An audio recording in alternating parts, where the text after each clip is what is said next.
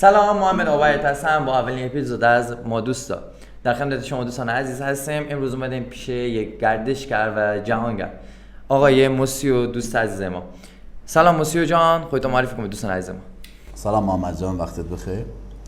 محمد حسین هستم، ملقب به موسیو، متولد یزد و بزرگ شده بندرعباس. در خدمت. خب ما خیلی خلاصه میریم سر سوالام. حسین جون، اول از همه هزینه خودمونی خیلی رفته بالا. چجوری میتونیم یه سفر کم هزینه ولی با بازدهی بالا داشته باشیم؟ بستگی به عوامل داره. مثلا شما اول باید یه قصد اون سفرتون رو مشخص کنید. آقا سفرتون گردشیه، تفریحیه، زیارتیه، چجوره؟ پیشنهاد من اینه که حتما از تورای لحظه آخری استفاده کنید، یا از بلیط‌های چارتری استفاده کنید، یا از هتل‌هایی که طرح آف خیلی خوبی رو گذاشتن. مثلا هزینه‌های هتل و خورد و خوراک بیارید پایین‌تر، قطعاً بیشتر میتونید بگردید. مثلا هتل 4 ستاره در طول سال شبیه 1,300، بعضی از های سیزن داره و لو سیزن. شما میتونید بالاخره تو لو سیزن این قیمت 1,300 تا 500,000 تومان هم بگیرید، فصلهای کم گردشگری. و خوراکی هم سعی کنید از بیشتر مردم محلی تهیه کنید اونجا، چون قیمت ها خیلی ارزون تره. آره همین. اتفاقا یکی از سوالای ما این بود که حالا وقتی ما بخوایم مسافرت، چون گفتی که برای اینکه هزینه‌مون توش صرفه جویی بشه، به نظر چه خوراکی هم رو خودمون ببریم که هم هزینه سفرمون بیاد پایین، هم اونجا مناسب باشه؟ قطعاً باید خوراکی‌های همراهتون باشه که در حجم کم باشه و مقوی و مغذی باشه، یعنی گرم باشه که بدنتون بالاخره اون سوخت و سازتون بالا باشه، انرژی داشته باشه. من خودم حقیقت تو سفر چیزای مغذی خیلی استفاده کنم که از این چیزا، این محصولاتیه که ما دوستا، محصولات برند خودتون هم، آب حیات که نزدیک 100 سال به بالا تو یزد قدمت داره و خیلی هم خوشمزه و انرژی خیلی خوبی داره. من حتما بهتون توصیه میکنم. مرسی حسین. سوال بعدی اینه که حسین، زبان انگلیسی چقدر تو سفر کاربرد داره؟ 100%. خیلی کاربرد داره. بی برو برگشت 100%. یعنی وقتی بفهمن شما زبان حالیتونه، اصلا فکر این که سرتون کلا بذارن میکنن بیرون از سرشون. ولی وقتی زبان ندونه، اصلا چجور بهتون بگم، مچاپونن، کامل بهتون مچاپونن. مثلا یه جایی که شما میتونید با $2 خودتون بره، تور میبرتتون با $50. خیلی پول زوره حقیقت، چون میدونه طرف شما این راهو بلد نیست. یه نرم افزارهایی هست مثل گوگل مپ، مثل گوگل ترنسلیت، مثل تریپ ادوایزر. بالاخره شما میتونید از اینا استفاده کنید. بعدش من اینا رو براتون هایلایت گذاشتم، برید نگاه کنید. تو سفر محمد خیلی زبان کاربرد داره. یه جوری ما پس اینجوری که تو میگی اگه ما زبان بلد نباشیم، وقتی میریم توی کشور خارجی انگار بی سواد انگار علنی بی سواده. مثل اینه که یه خارجی بیاد ایران و ایرانی متوجه نشه. شما یه محصولی داری 1000 تومان، قطعا 10,000 تومان حسابش میکنیم، نه از کجا خبر داره. ولی زبانی که بدونه داری مثلا چی حرف میزنی، چه جور داری صحبت میکنی، محصول چه جوره، قطعا نمیتونی سرش کلا بذاری. حالا حسین ببین، ما نسبت به کشورهای دیگه مثل هند و مثلا امارات و کشورهای که الان اکثرا زبان انگلیسی مردم عامشون بلد هستن، تو شما مثلا هند که میری بچهای کوچیکشون زبان بلدن، امارات، عمان، این کشورها اکثرا زبان انگلیسی بلدن. برعکس ایران خیلی کمتر کار شده روی این زبان انگلیسی. به نظر چه راهکاری‌ها پیشنهاد میدی؟ از چجوری ما میتونیم زبان رو یاد بگیریم خودمون؟ یادگیری زبان خیلی راحته، به شدت راحت، یعنی راحت در اون چیزی که شما فکرشو بکنید. برای یادگیری میتونم برنامه‌های خاصی بهتون توصیه کنم. اول اینکه ببینید آقا هدف چی از یادگیری زبان. یکی که میاد آقا میگه من فقط دوست دارم تجارت کنم، یکی مثلا من میگه فقط دوست دارم سفر کنم، یکی میگه آقا من عامیانه میخوام مکالمه صحبت کنم. میتونید که شما فیلم ببینید، روزنامه بخونید و مهمترین چیز برای یادگیری زبان صحبت کردنه. حتی اگه شما الان شرایطش نداری، میتونی با آینه صحبت کنی، کاری که من خودم انجام میدادم. من 2 سال 3 سال با آینه صحبت میکردم. خودمو توی فضای مجازی میذاشتم، یعنی قبل اینکه من سفر کنم خودمو تو اون پیش فرض قرار دادم. گفتم الان من دارم مثلا وارد کشور قزاقستان میشم، الان تو فرودگاه باید چه الفاظی استفاده کنم؟ با آینه داشتم راحت صحبت میکردم. اول ایرانی میگفتم، بعد همون ایرانیو به انگلیسی ترجمه میکردم. برای ترجمه کردن اینجور الفاظ هم شما میتونید از برنامه‌ای به اسم گوگل ترنسلیت استفاده کنید. یعنی شما فارسی میگین، انگلیسی براتون ترجمه میکنه که خیلی توی سفر به کارتون میاد.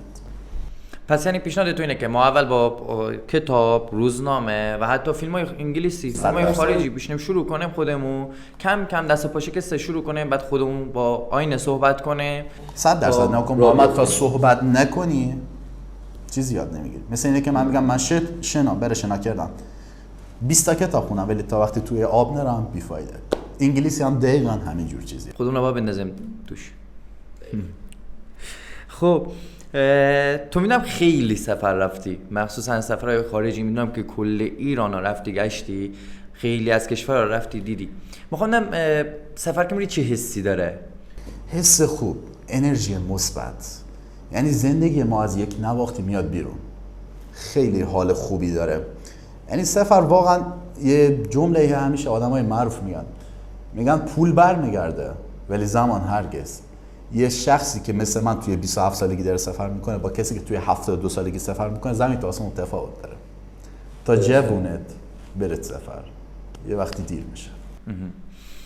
حالا از اونجایی که یزد ما شهر جهانی شده، ما خودمونم یزدی هستیم، میتونیم که یه حس گردشگری توی یزد رو خودمون ایجاد کنه، مثلا بریم بگردیم همون حسی که اون گردشگرا دارن چجوری میتونیم حساب خودمون بدیم؟ مثلا اسم یزد که میاد هیجان زده میشم چون خودم هم یزدی هستم. خیلی برام عجیبه، من هر کشوری رفتم یا هر شهری رفتم یه جاذبه نهایتش ثبت جهانی شده. شهر ما ببین چی داره که کل شهر شده جهانی. درست. شما الان مثلا میری آقا تهران، میگن آقا این جاذبه مثلا جهانیه، شیراز این جاذبه جهانیه، اصفهان این جاذبه جهانیه، تمام شد رفت. یزد وارد که میشه یه منطقه یا کامل کردن جهانی، اصلا گفتن کل شهر انقدر جا داره که بری ببین، انقدر.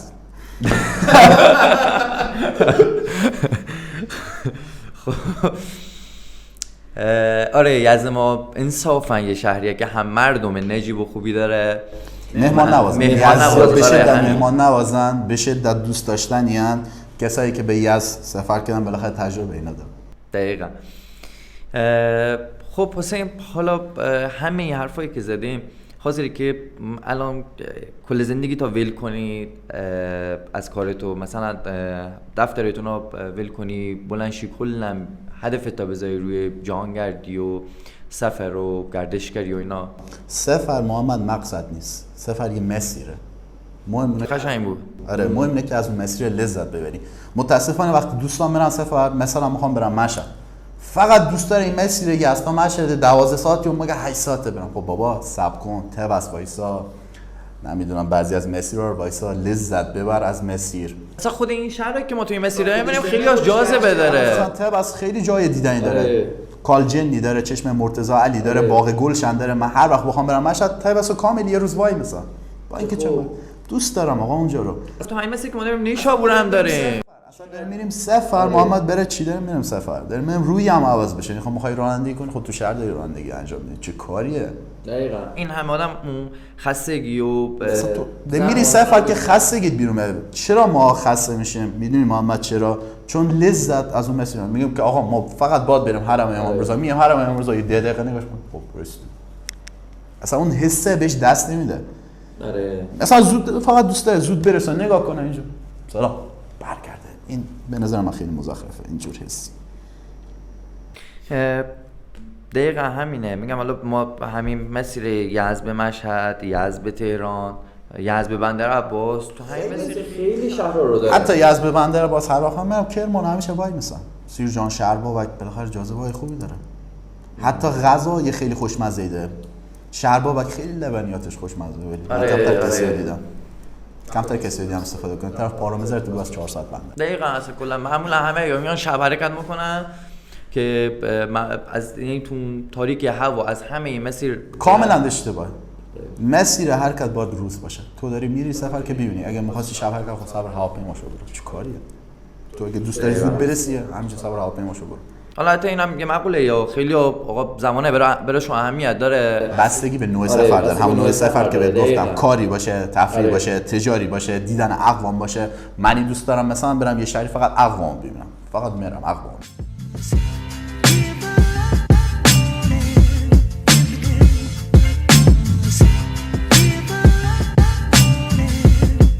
حالا میشه که این هدفایی که ما داریم، من یه دوستی داشتم این بیزینس من بود. موقع من سفرهایی که میچینم یه جوری میچینم که هم یه درآمدزایی ازش داشته باشم، مثلا یه تایم میام میذارم اونجا برم بیزینس ما انجام بدم، درآمدزایی داشته باشم، یه تایمی من رو میذارم برم اون شهر رو بگردم. موقع من سفری که به قول ما موقع سفری که توش پول نباشه نمیرم. میگه خوبه محمد. من هدف من از سفر بیزینس نیست. هدف من فقط زندگی کردن تو سفر. دوست دارم تو اون فرهنگ زندگی کنم. یعنی فکر کنم وقتی مثلا میرم کشوری مثل قرقیزستان فکر کنم من یه قرقیم. خودتو جای اون مردم بذاری 100%. اون مردم، اون فرهنگ، اون نوع غذا، اون نوع تفریح، اون نوع گردش، اون حتی سطح نوع فکرش. چقدر خوبه اینجوری. ایران خودمون الان یزد، حتی تو یزد محلات فکرهای مختلف دارن. آره یزد فکرهای مختلف دارن. شما الان مثلا برو نعیم آباد، آبشاری، آلمان نعیم آباد، یه جور دارن فکر میکنن. برو مردا یه جوری فکر میکنن، برو صفایی هم یه جور فکر میکنن. حتی نوع تفریحاتش هم فرق داره. خیلی برای من جالبه. نوع تفریحات بچه‌های بالا شهری از چیه؟ ماشین رو روشن کنن، دور صفایی بالاخره دور کنن، یه متلکی یه تیکه‌ای یه شامی و خونه خدافظ. حالا برایش یه کار داره. ولی تفریحات اونها چیه؟ مثلا بریم لبه جوی آب، یه سیگاری بزنیم. آره اصلا کلا براشون متفاوته. بیشتر صحبت کنن. الان مثلا محل خود ما که 500 بارم بالاخره اسمش گفتم بازم 500 یک بار اکبر آباد یک از نوع تفریحاتی که بچه‌ها دور هم میشن با هم صحبت کنن از قضیه، از خاطراتش. مخصوصا تو اون کافه معروفه تک آقای قانعی عزیز. بله حالا دیگه تبلیغ کار آقای قانعی هم اینجا شد. چه معلم. خب حالا حسین که گفتیم من برم قرقیزستان، دوست دارم که خودم جای اون مردم بذارم، طرز فکرشون، کارهایی که اونا انجام میدن، همه اینا. تو دوست داری که یه بار به یه کشوری که سفر میکنی یا به یه شهری حاضری که دوبار هم بری اون شهر رو ببینی، یا میگی که نه آقا من یه بار که رفتم اونجا مردمش رو دیدم، باشون زندگی کردم، خب حالا وقتمو بذارم برم یه کشوری جدید، حاضر نیستم که دوباره برگردم. مثلا من خودم یه زمانی کوهنوردی رفتم، بعد الان طرز تفکرم این بود، یعنی الانم همینه، میگم آقا من مثلا اگر که شاه البرز رفتم توی طالقان، یه بار من اون کوه را رفتم، کلش رو فتح کردم، عکسم با تابلو گرفتم، قرار نیست که دیگه اونجا رو برم. باره بعدی مثلا برم شیرکوه یزد، باره بعد برم سماموس. برای خودم یه همچین طرز تفکری دارم. تو هم همین جوره، مثلا وقتی میگم آقا من یه کشوری رفتم، مثلا من یه بار رفتم قزاقستان، قرقیزستان، ازبکستان، حاضری که دوباره این کشور رو بری یا نه؟ به قول پیرمرد هرگز محمد این نقش رو نام پسر چقدر دنیا بزرگه. آره 205 تا کشور داریم. اصلا ما وقتی نداریم که بخوایم همه رو ببینیم. حالا فکر کنم من یه جا ببینم دوباره برگردم اونجا ببینم، هیچ وقت. اما فقط تنها کشوری که من خیلی دوست دارم و هر سال میرم فقط عراق. اونم جنبه زیارتی داره. اونم فکر کنم فقط عربه اینا. عربه، چون علاقه خاصی به ما حسین دارم. و اگر من بیارم بکشم اون پا، نه تو قزاقستان بذارم، نه تو ازبکستان، نه تو قرقیزستان، نه حتی عمانی که الان دارم، فقط یه بار. حاضر فقط یه بار. یه بار بیری اونجا مردمشون ببینی. آره.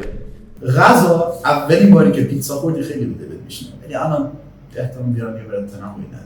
هر چیزی دفعه اولش هیجان داره. و اون دفعه اولی که میری بهره کافی هم میبری از اون سفر. کامل استفاده میکنم از این سفر. خیلی خوبه. باید استفاده کنی. تو داری وقت میذاری، داری هزینه میکنی، داری وجودتو میذاری. میری اونجا چیکار کنی؟ میری بگردی دیگه. آره. همین. من یه موقعی منو تو زیاد با هم ارتباط داریم، جدایی از حالا اون دوستی که داریم، با هم ارتباط برادری هم داریم.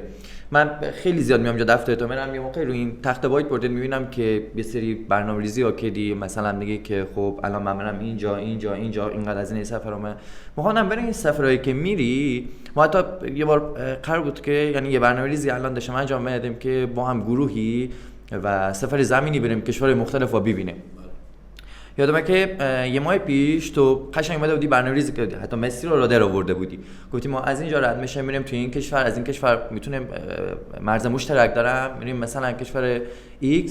میخوام که چقدر زمان میذاری برای برنامه‌ریزی سفرات؟ هدف از سفر کردن و برنامه‌ریزی اینه که تو راحت سفر کنی. من وقتی میام مصر رو در میارم، وقتی میام نوع سوخت رو در میارم، وقتی میام هزینه غذا، مکان، بالاخره بعضی چیزا در میارم، اینه که راحت سفر کنم. وقتی وارد یه شهر یا کشور میشم بالا نباشم. الان اشکالی که کلا همه مردم ایران دارن 98%، یه روزا منم مثلا نبودم، وارد یه شهر میشم اصلا نمیدونم کجا برم چیکار کنم، چی غذا بخورم. طرف رسیده اونجا، مثلا رسیده اسمان، شب شده، صبح بلند شد کجا برم چیکار کنم. آره مثلا تو فکره، در صورتی که من هنوز اسمان نرسیدم، یه لیست جلو رومه، تو نوت گوشیم یادداشت کردم. شب باید کجا غذا بخورم، صبح کجا رو بگردم، ظهر باید کجا برم، چه تایمی باید وقت بزنم، حتی نوع هزینه. الان یه چیزی رو به اسم گوگل خیلی راحت همه چی در دسترس ماه. آره دیگه مثلا اون قدیم نیست که آدم اینقدر بره. الان ما خیلی راحت میتونیم همه چیزو در بیاریم تو اینترنت، کاری نداره. تو الان هتل فلان جا رو میتونی راحت سرچ کنی در بیاری. بعد میتونی حتی طرح آفش هم ببینی. آره. مثلا بچه‌ها یه توضیح در مورد لاو سیزن بدم. یزد ما کی بالاخره لاو سیزن یا گردش در پایین زمان که خیلی گرمه مثل تابستون. پس تابستون هتل خیلی ارزونه. آقا بگی شاید گرمه، یه آپشن گرما داره. شما حالا یه آپشن گرما رو تحمل کن ولی به جاش با نصف همون قیمت میای یزد میبینی. دقیقاً اون معایب و مزایای یارا باید بزنن کنار هم دیگه، بالا پایین کنن. مثلا 5 میلیون تومان توی از 8 تا وقتی تابستون میده میشه 2 تومان. 3 تومان تو برای برو یه شهر دیگه بگرد. این صرفه‌جویی در این اصلا ما همون اولین سوالی که مطرح کردم بابت صرفه‌جویی هزینه، این خودش هم میشه صرفه‌جویی خیلی کم خرجه. یعنی پایین ترین نمره خرج من تو سفرامه. و بهترینش کار دارم انجام میدم. چرا؟ چون برنامه‌ریزی دارم انجام میدم. مثلا من یادم خودت بهم زنگ زدی اون موقعی که فکر کنم از قزاقستان نشون رفتی ازبکستان فکر کنم. خودت بهم زنگ زدی گفتی محمد اینجا تو فرودگاه خودم بلیط گرفتم. هزینه بلیطو مثلا شده 1 میلیون ولی همین الان داشتم تو سایت ایران نگاه می‌کردم هزینه همون بلیط بوده 4 میلیون. خیلیه. 3 میلیون محمد 3 بار میتونی بری و برگردی. هزینه اتوبوس بود 500,000 تومان، هواپیما 1 تومان. ما آدم عاقل بالاخره انتخاب این دقیقاً برمیگردیم دوره به اینا مثل زنجیر بار فکر کنم به هم وصله. زبان که بلد باشی، صرفه‌جویی تو یه هزینه از قبل برنامه‌ریزی کرده باشی، اینا همه این کارا رو که انجام میدیم توی یه سفر خیلی خوبه درجه‌ای که نامبر وانو داشته باشه. اصلا هدف اینه که بچه‌ها 2 روز سفر کنید با کمترین خرج همه جا رو ببینید. چون بعضیا هستن از جهالت، نادانی و ندونستن شما دارن سوء استفاده میکنن. آره. خیلی راحت مثلا طرف میگه آقا اگه میخوای بری کوه فلان جا من اینقدر از تو میگیرم، شما مسی بعد از میبری. در صورتی میبینی که اگه مثلا خودت یه برنامه یا نصب کنی، مثلا آقا یه برنامه مثل یاندکس تاکسی اینترنتی تو ایران اسم خودش بهش میگن اسنپ. مثلا طرف میگه من ببرم دریاچه فلان جا مثلا $100 خودم با تاکسی گرفتم رفتم شد $20. یا خیلی‌ها بعضیا میرن امارات تاکسی‌های گرون سوار میشن در صورتی که شما میتونید مترو سوار شید بالاخره با چند درهم میشه کل دبی رو ببینید. آره همین اصلا دبی یادمه من رفته بودم بعد میگفتن که هزینه دیدن جاذبه‌های دبی مثلا یه روز $100. یادمه تو رفته بودی بعد فکر کنم با 2 تا دیگه از دوستامون کل اون هزینه یه چیز خیلی کمی شد. نفری آره $10. $10 3 نفر رفتن $30 می‌رفت. 3 نفر رفتن محمد شد $30 تازه همه جا رو رفتن دیدن. طرف اومد گفت آقا نفری $100 من بده اینجا نه چه کاری آقا وقتی خودت راه بلدی. آره وقتی خودت زبان بلد باشی، برنامه‌ریزی کرده باشی و برای سفرت هدف داشته باشی، هم میتونی هزینه‌اتو خیلی بیاری پایین، هم میتونی لذت بیشتری از اون سفر ببری. حتی بابا اونا یه جای مشخصی دارن که تو رو ببرن ولی وقتی خودت مافیا محمد چیزی داره به اسم مافیا. من شما امروز مغازه دارم میگم محمد من 2 تا توریست میارم این قیمت 2000 تومانه بگو 3000 تومان. آره 1000 تومان میدیم من 2000 تومان خود برمی‌دارم. این دوزیه. واقعا بیزنس خودشونه دیگه برای تو اصلا کارش اینه. آره کارش اینه. بعضی تو لیدرها خیلی دلسوزن، خیلی مهربونن. بعضی‌ها هم نه. تا جایی که اسمش چاپوندن میچاپونن. دقیقاً. حالا جدای از کشور خارج ما تو ایران خودمون هم همینا داره. آره اعلام شد. قدیم‌تر من فکر می‌کنم من بچه که بودم مشهد می‌رفتم همراه خانواده‌مون این ونایی بودن که یه سری از این بروشورا رو چاپ کرده بودن. آره فارابه شام نیز بود والا. آره یه هزینه خیلی زیادی ازت میگیرن بدون یعنی با یه سطح کیفیت خیلی پایین ولی تو خودت میتونی با یه کیفیت خیلی بالاتر با یه هزینه کم. مهمترین چیز محمد اینه که چند تا بچه‌ها قوانین اصلی رو بدونن که بالاخره توی پیج من هست میتونید ببینید کاملا تو هایلایت متوجه میشید چه جور راحت سفر کنید، از چه برنامه‌های کاربردی استفاده کنید. سفر کردن خیلی راحته ولی ما سخت میگیریم. با کلا ایرانی‌ها چه سخت میگیریم. درست. حسین ترسناکترین اتفاقی که تو سفر برات افتیده رو بهمون بگو.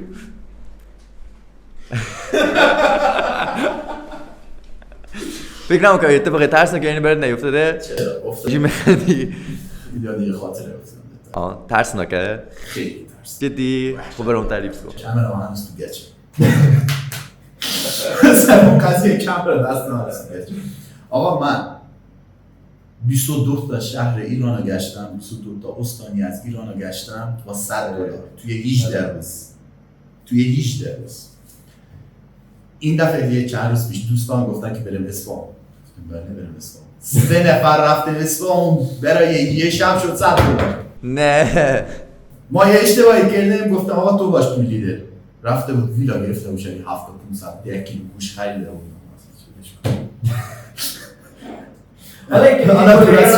حالا اینکه میگه کل ایران با $100 گشت بود که برای کی بوده، فکر نکنه که برای 4-5 سال پیش بوده. نه دقیقاً برای 2 سال پیش $100 میشد معادل 3 میلیون تومان. الان که ما داریم ویدیو کال میکنیم $100 میشه 5 میلیون تومان.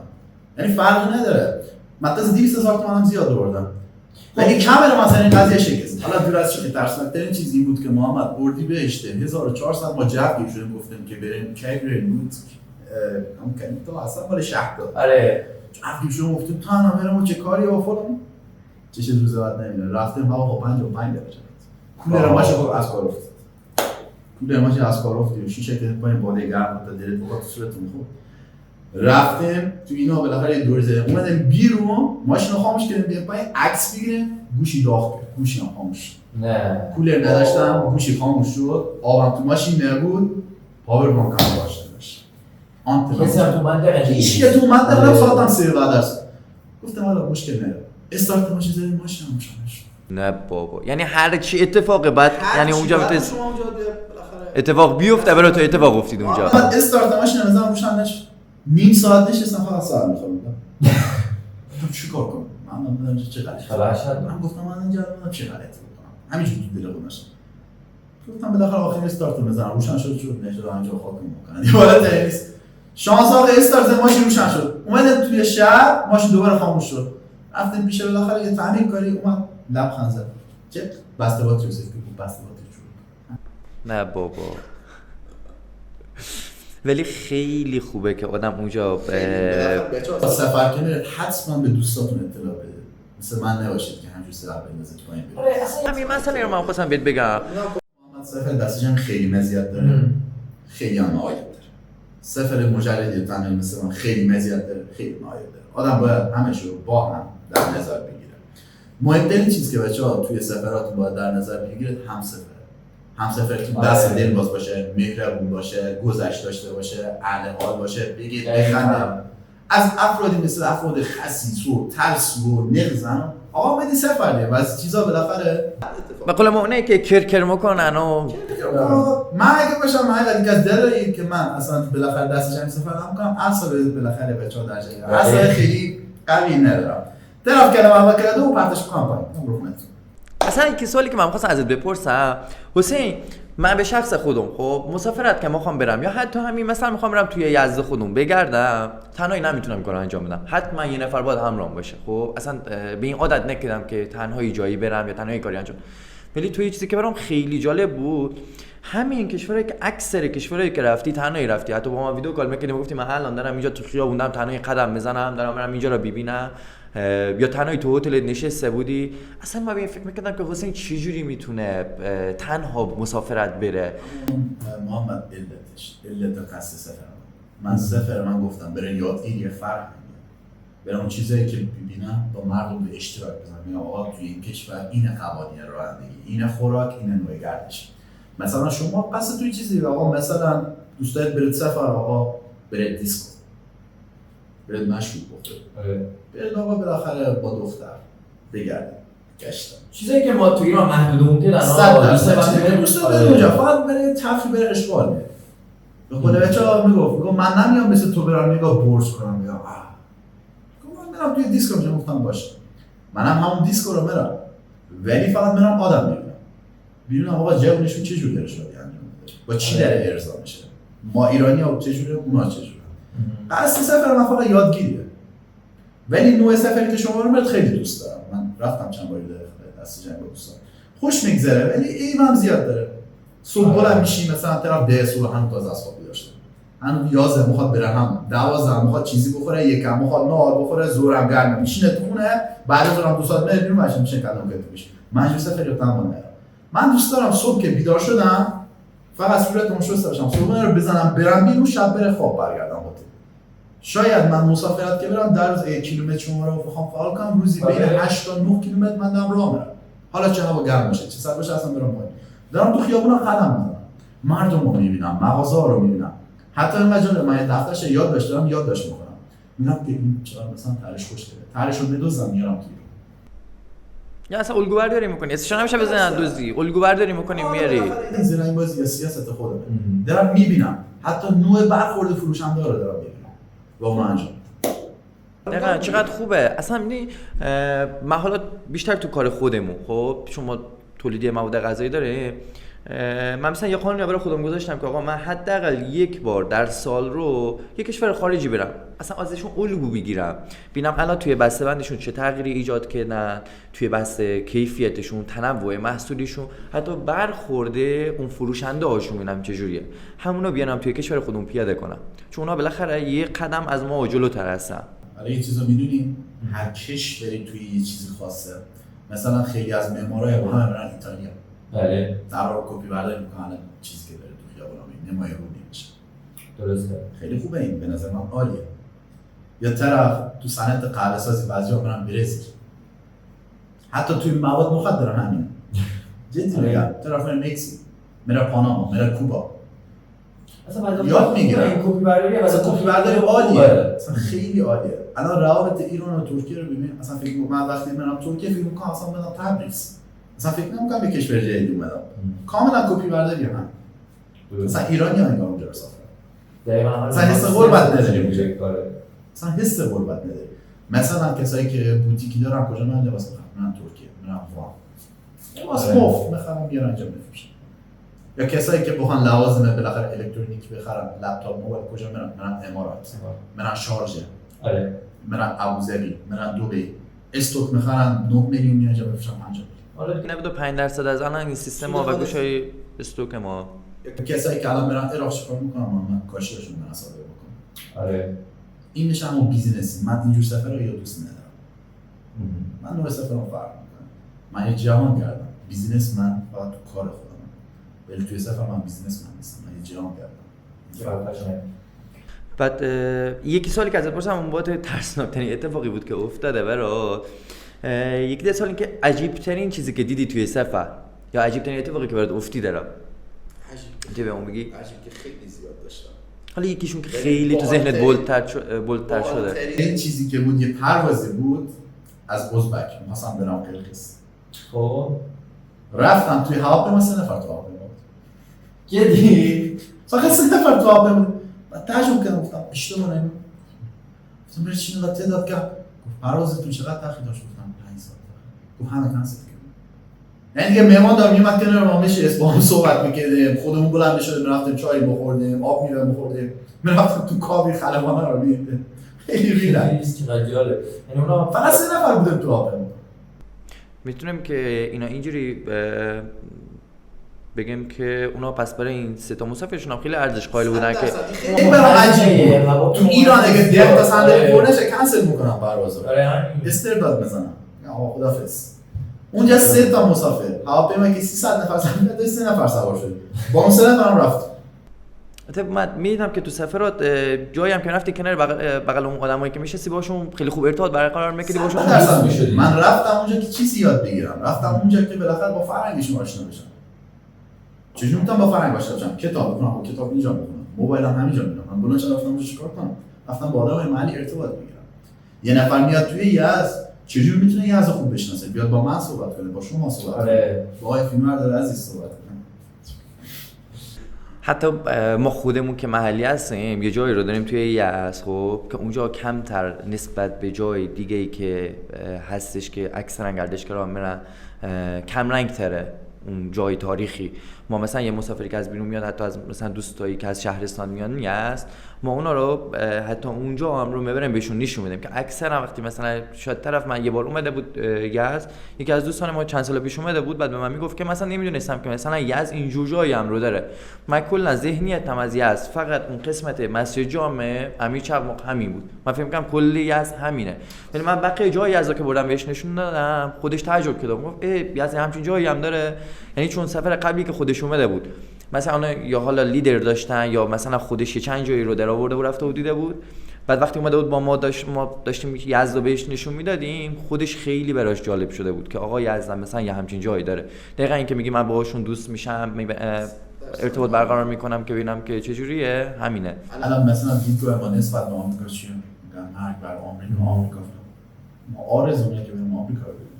یا آمریکا میاد طرف ایران، من دوست آمریکایی داشتم فرناندو، آمریکای مکزیکی اومد یزد، فقط داشت سرشو بخواد.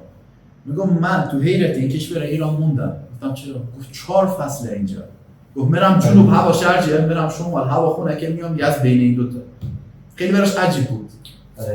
گفت رفتم اردبیل سرسبز بود، رفتم زاهدان خوش بود. خیلی براش عجیب بود. بعد این که رفت چقدر گردش کرد فرستاد اینجا. متاسفانه یه خورده ایرانو توی یعنی کشورهای دیگه ایرانو یه کشور تروریستی و لیاقت اینا هست میاره. دوست ندارم، حالا من نمیتونم سیاسی حرف بزنم. حالا ما خیلی سیاسی هم نمیخوام بحث کنم. این کشور هر چیزی که کل جهان داره یک جا خود ایران داره. از منابع بگید، از گردشگری بگید، مردمی که ما تو ایران داریم هیچ جای جهان نداریم. کجای دنیا من میتونم 22 تا استانو 18 روز بگردم با $100؟ فقط ایران، چون ارزونه، چون مردم مهمون نوازه. من جالب بود میرفتم هیچ چای میکردم، یعنی رایگان سواری. اصلا طرف تا بالاخره نهاری صبحانه شام یه چیز من مهمون نمیکرد. یادمه که یه شب رفته یه جایی طرف به زور دستی تا گرفته و برده بوده. دست آورده گرفته و ما خدا نه. آره دقیقاً. وقت میدونیم ما اینجازه بارا طبیعی داریم توی کشور خودمون و یه کشوری مثل امارات یا کشوری مثل عربستان که الان داره یه شهر یا مثلا که همش مصنوعیه، اومدن اینا رو جاذبه گردشگری کردن، توریستی کردن. اینا مثلا درآمدشون رو بیارن رو جذب توریست. بعد کشور ما اینا رو همه اینا رو طبیعی داره و متاسفانه این خودم ما مشکل ما خودمون. من و شما زمانی که بریم زبان انگلیسی رو یاد بگیریم، زمانی که فرهنگ کشور خودمون رو بشناسیم، زمانی که بالاخره بدونیم ایران چی داره چی نداره، خیلی میتونیم تبلیغات کنیم. سوشال مدیا الان کارش چیه؟ کارش اینه که داره معرفی میکنه. من الان دارم مثلا بلند میشم برم کشور عمان، شهر سلاله یا سولاله بشناسم چیه، دارم برم ببینم از کجا پیدا کردم، از تو اینستاگرام پیدا کردم. دارم برم ببینم چی داره. در صورتی که جای خیلی خفن تر اونجا ما تو خود ایران داریم. تو مازندران داریم، توی گیلان داریم. چه آبشارهای زیبایی داره، چه کمپ‌های بالاخره باحالی داره. ایرانی‌ها واقعا تو همه چیز یکی. نه که میگم نجات برسن، ولی واقعا اون دست ایرانی جماعت نیست. از لحاظ هوش، از لحاظ استعداد، از لحاظ معرفت، از لحاظ هر چی حساب کنید ما ایرانی‌ها یکی. بی برو برگشت. تعارف نداره. من یه خوری هم فکر می‌کنم واسه ما روی تبلیغاتمون یعنی که کشور رو به بقیه مردم نشون بدیم، بقیه مردم جهان کوتاهی کردیم. مثلا توی اینستاگرام توی من نشون میدی یه جزیره بود مال یمن، سوکوترا. آره سوکوترا که به من گفتی که بریم اونجا، چه تبلیغایی که دادن برام، چه فیلم برداریایی، اصلا وحشت من تو اصلا برنامه این بود که بریم امارات، اونجا بلیط و ویزا اونا بگیریم بریم اون جزیره رو ببینیم از نزدیک. یکی از آرزوام اینه که پاسپورتمون رتبهش خوب بشه. من خیلی سال این قضیه پاسپورت اذیت شدم. یعنی هر کشوری دوست دارم برم ویزا سفارت دوباره فرودگاه میری یه بالا. اصلا همینا می‌خواستم ازت بپرسم دی کشور مختلف که میری، آره شهر اماراتی سفر ممکنه فقط ویزا رو بده، اینجوری هم برش بکنم بفهم، ولی وقتی ما میریم شما برو اتاق میرم اتاق بغل 20 تا سال هدف چیه اومدی سفر؟ چقدر می‌خوای اینجا ببینی؟ کیو اینجا داری؟ کارت چیه؟ اینقدر سوال جواب بپرسن دیگه اصلا خسته میشی. واقعا ما متوجه. حتی ما رو اما اول سفر آخرین گیت میبرن ایرانی‌ها را کنار. آره این کاربرد زبانو که میگم منم به زبان روسی بلدم خیلی راحت. من این چند کشور که رفتم روسی صحبت کردم خیلی راحت بودم. در صورتی که اصلا انگلیسی رو نمیفهمم. بچه‌ها این نکته رو یادتون باشه. بعضی از کشورها حتی انگلیسی متوجه نمیشه. مثلا تو چین اصلا انگلیسی اون متوجه نمیشه. حالا باید چیکار کنه؟ زبان بدن. خیلی راحت با زبان بدن میتونی باشون صحبت کنی. عکس مثلا شما کشوری که میخوای بریم متوجه نمیشن، عکس چیزایی که مورد نیازت رو انجام بده رو گوشی بهشون نشون بده. پس زبان بدن، گوگل ترنسلیت و عکس، این سه تا محمد خیلی کاربرد داره توی سفرهای خارجی. مثلا بعضی جا هم هستن که خیلی نجات برسه وحشت. مثلا مسکو. مثلا مسکو اصلا طرف انگلیسی صحبت میکنه اگه بفهمه جواب بده. حتی اگه خودش بلدم باشه که انگلیسی بتونه صحبت هم بکنه، ولی روسی که صحبت میکنه دست بنز گرنه دادشی کجی. اینقدر نجات برسن. حتی حسین اگه تابلوهای اصلا تابلو انگلیسی نداره، تابلو روسیه. تو ایران تو یزد خودمون همه جا انگلیسیه. اصلا یه مشتی زیر زده مشتی آیسکریم. آره. حتی ما ایستگاه متروش رفتیم، بعد اینقدر اینا ایستگاه داشتن و یه مترو خیلی بزرگ داشت، همه به زبان روسی بود. متوجه نمیشه. ولی دقیقاً همین نکته که الان داشتیم و گفتی که ما تو سفر میتونیم از این ابزارها کمک بگیریم، من خودم زبانم توی سطح خیلی پایینیه ولی کشورهای مختلفی رو رفتم. حالا من تنها اپلیکیشنی که خیلی به اون کمک میکنه همون گوگل ترنسلیت بود. خیلی 100% حتما به چند خیلی راحت مثلا باش کار خیلی کنم. راحت. آره. چند تا دیگه نکته اگه بخوام خوشگل‌ترین کشوری که رفتم بهتون معرفی کنم قطعا میگم قزاقستان. آب و هوا خوب، طبیعت زیبا، مردمان با فرهنگ. ارزان‌ترین کشور ازبکستان. فقیرترین کشوری که رفتم قرقیزستان و بالاخره سوال چیز. یکی دیگه سوال که داشتم، دغدغه اصلی توی سفر چیه؟ فقط پول. برنامه‌ریزی که چجور خرج کنم. متأسفانه یکی از محدودیتایی که ما داره پیپال نداره، کردیت کارت نداره. باید همش کش نقد پرداخت کنه. آره. در صورتی که طرف یک کارت دستشه، حجم این کارت رو میذارم داره تو ولیمانه، باید خرج کنه. باید اینجور پول بده. خیلی سخته. از خیلی از قابلیت‌هایی که توی اون کشور ما نمیتونیم استفاده کنه. قطعا اسکوتر گذاشته تو هم با کردیت. من الان مثلا دوست داشتم تاشکند بودم، یعنی پایتخت ازبکستان می‌خواستم برم سمرقند و بخارا رو ببینم. یه نفر رو من پیدا کردم بهش پول دادم بلیط قطار برام گرفت. آره یادم گفتی به پول دادم بلیط قطار رفت و برگشت گرفت چون من کارت اعتباری داشتم. اینقدر مهمه. اینا ضعفه. هیچ کاریش هم نمیشه. ان شاء الله یرسو. انشالله. و در نهایت توصیه‌ای که میتونی برای بینندگان ما، اونایی که دارن این فیلم ها میبینن وقت گذاشتن، یه توصیه خیلی خوب اساسی که کاربردی باشه براشون توی سفر، هم داخلی هم خارجی. برای سفر حالا بیشتر چون ما موضوع اصلی این اپیزودمون گردشگری و سفر بوده، دوست دارم که حالا بیشتر توی مسافرت و سفر و هم داخلی هم خارجی یه توصیه‌ای که براشون کاربردی باشه. پول بچه‌ها این دفعه دوم توی اپیزود میگم پول برمیگرده. جوانی و زمان هرگز. قدرتی که الان توی آدم 27 ساله و 30 ساله هست هیچ وقت توی آدم 60 ساله نیست. جایی که الان شما میتونه تو جوانی برید قطعا تو پیری نمیتونید برید. خیلی‌ها بهونه میارن پول کجا بیاره، این بیاره میگه پول همه جا میاره. اینجا بیاره. کشوریه که راحت پول در بیاره. بهونه رو بزنید. مهمترین چیزی که من فقط بهتون میگم دنیا رو ببینید. دنیا خیلی زیباست. ذهنتون باز میشه، فکرتون باز میشه، اصلا بزرگ میشید یه جورایی. ناخودآگاه بزرگ میشید. اگه بخوام یه مثالی بزنم، وقتی شما ماشین نداشته باشی فکرت تو اینه یه ماشین داشته باشی. وقتی این پراید رو خریدی میگی بذار پژوش کنم. وقتی پژو خریدی خارجش کن. طمع میکنه آدم. اصلا طمع میخوای بری بالاتر. درست. اعتیاد داره. سفرم دقیقا همینجور. این کشور رو میری میگه بذار کشور بعدی هم ببینم. دقیقا هر چیزی اعتیاد داره. به نظر من قشنگترین نوع اعتیاد سفر. قشنگه.